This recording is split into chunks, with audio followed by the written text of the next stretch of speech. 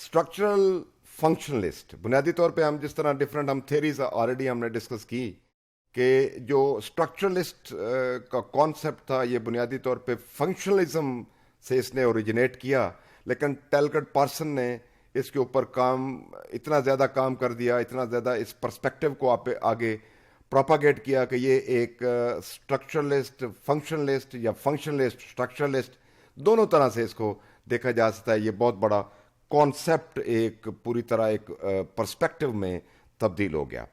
تو this is one of the dominant theories basically that is being taught in anthropology and sociology, اور اس کو some time تو یہ بالکل ایک الٹرنیٹیولی یوز ہو جاتی ہے فنکشنلزم کے ساتھ بھی. فنکشنلسٹ اور اسٹرکچرلسٹ یہ دونوں بعض اوقات ایک جس طرح کہتے ہیں کہ سینونیمس یا ایک الٹرنیٹیو یوز بھی ان کو کیا جا سکتا ہے.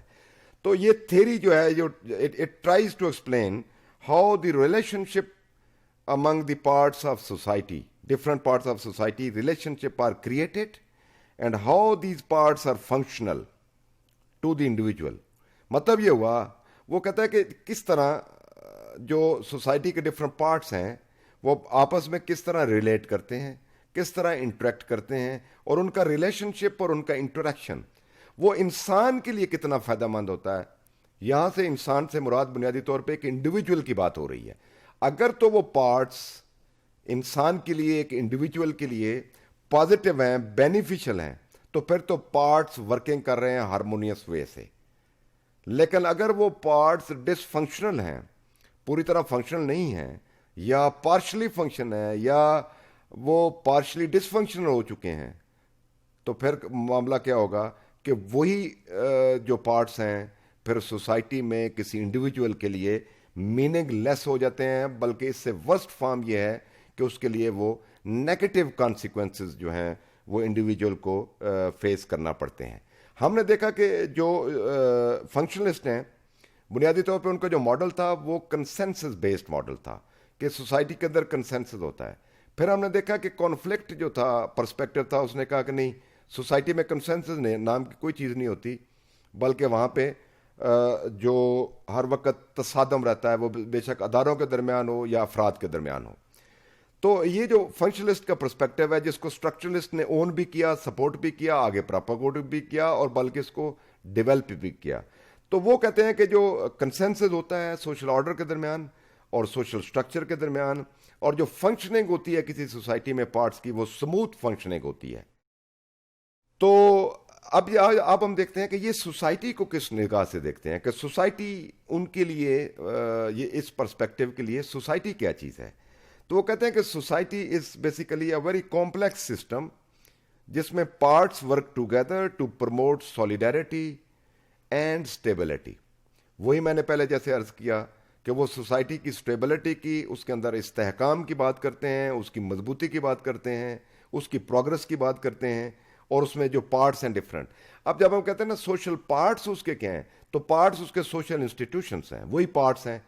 مثال کے طور پہ فیملی, آپ کا ریلیجن, آپ کی گورنمنٹ, آپ کا میڈیا, آپ کی جو معاشی نظام, یہ پارٹ ہیں بنیادی طور پہ جو اس کی اسٹیبلٹی میں اپنا حصہ ڈالتے ہیں. پھر وہ کہتے ہیں کہ our social lives are guided by social structure which are relatively stable patterns of social behavior. تو مشینس نے اس میں بڑی خوبصورت بات کی کہ جو سوشل سٹرکچر ہے بنیادی طور پہ ہماری جو لائفز ہیں ان کو, جو سوشل لائف ہے ان کو سوشل سٹرکچر جس طرح کا ہوتا ہے اور وہ گائیڈ کرتا ہے, اور جو سوشل پیٹرنز ہیں وہ گائیڈ کرتے ہیں کہ آپ کا سوشل بیہیویئر کس طرح کا ہوتا ہے. اس لیے کیونکہ سوشل بیہیویئر نے آگے جا کے انٹریکٹ کرنا ہوتا ہے ود دی سوشل چینج. اگر تو بیہیویئر آپ کا سوشل ہے, پرو ایکٹیو ہے, وہ لبرل ہے, وہ ریسیپٹیوٹی اس میں اچھی ہے, وہ اس میں اڈیپٹیبلٹی ہے, تو پھر تو چینج کو آپ ایکسیپٹ کریں گے. ادروائز وہ چینج کو ریزسٹ کریں گے یا رسپونڈ ڈفرینٹ وے سے کریں گے. تو سوشل اسٹرکچر کو ہم سمجھتے ہیں وہ کیا ہے کہ social structure is understood in terms of social functioning which are consequences of the operation of society. تو آپ دیکھیں گے کہ ایک سوسائٹی کے اندر سوشل فنکشننگ کس طرح ہوتی ہے. وہاں پہ لوگوں کے سوشل رولز ہوتے ہیں, سوشل سٹیٹس ہوتے ہیں، سوشل ہائرارکیز ہوتی ہیں جن میں وہ کام کرتے ہیں. اگر تو وہ سموتھلی کام کر رہے ہیں، مثال کے طور پہ یوں دیکھ لیں کہ اگر ایک فرد کا کوئی رول ہے، وہ پراپرلی افیکٹولی اس کو نبھا رہا ہے، اس کردار کو ادا کر رہا ہے، تو وہ فنکشن اس کی ٹھیک ہے، سوشل سٹرکچر ٹھیک ہے، سوشل فنکشننگ ٹھیک ہے، سوشل لائف ٹھیک ہے. ادروائز کیا ہوگا؟ اس کی سوشل فنکشننگ امپیکٹ ہوگی اگر اس کو وہ اپنا رول جس کے ساتھ رسپانسبلٹیز بھی ہیں اور جس کے ساتھ اس کے کچھ آبلیگیشنز اور رائٹس ہیں، دونوں وہ فنکشننگ ہے. اور وہ اگر پرابلم ہے تو ظاہر ہے سوشل سٹرکچر بھی افیکٹ ہوگا، سوشل فنکشننگ بھی متاثر ہوگی. اور دوسرا یہ پرسپیکٹو والے یہ کہتے ہیں کہ سوشل سٹرکچر کنٹریبیوٹ کرتا ہے toward the smooth operation of society. Society میں جو بھی آپریشن اور فنکشننگ ہو رہی ہے اس میں یہ اہم کردار ادا کرتا ہے. اب جیسے کہ آلریڈی میں نے کہا کہ بے شمار کانسیپٹ اور ٹرمیں ڈیولپ ہوئیں جو بنیادی طور پہ ریلیٹ کرتی ہیں ہمارے اس پرسپیکٹو میں، جس میں social order, social structure, social functioning اور ایکولیبرم. اب جو بنیادی سوال اٹھایا گیا، جو اسٹرکچرلسٹ نے اٹھایا اور وہ فنکشنلسٹ چونکہ پہلے ان سے تھے، انہوں نے وہ بنیادی سوال کیا تھا؟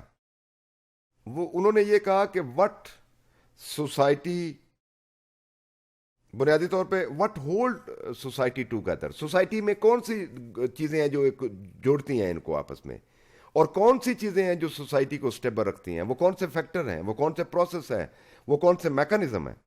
یہ سوال انہوں نے اٹھایا تاکہ سوسائٹی کے اندر، اور پھر انہوں نے کہا کہ نہیں، بنیادی طور پہ سوسائٹی کو جوڑنے کے لیے یا پرابلم اس میں جو آتے ہیں اس کے لیے کانفلکٹ مسئلہ نہیں ہے، بلکہ سوسائٹی کو آگے لے جانے کے لیے جتنے شیئرڈ آئیڈیاز ہوں گے، ان کی جتنی پرسسٹنس ہوگی، پرسسٹنس مین استقامت، استقلال، تو وہ سوسائٹی آگے جائے گی. اور اتنی، اور اس میں جیسا کہ میں نے کہا کہ اگر میں پائنیئر کی بات کروں، اگسٹ کومٹے ہے، ڈرخائم ہے، اسپینسر ہے، اور لیٹر جو ہے ٹالکٹ پارسن، اس کے بعد رابرٹ کے مورٹن جو امریکن سوشیالوجسٹ ہیں، اس میں انہوں نے بنیادی طور پہ بڑا کام کیا. اب آتے ہیں اسٹرکچرل فنکشنلسٹ کو ماڈرن سوشولوجیکل کانٹیکسٹ میں دیکھیں تو وہ پرسپیکٹو جو ہے فنکشنلسٹ کا، وہ بنیادی طور پہ ریلیشن شپ کے اوپر بات کرتے ہیں، جو سوشل چینج کا، سوشل فنکشن کا، اور جو سوشل سموتھنس آرڈر ہوتا ہے سوسائٹی کا.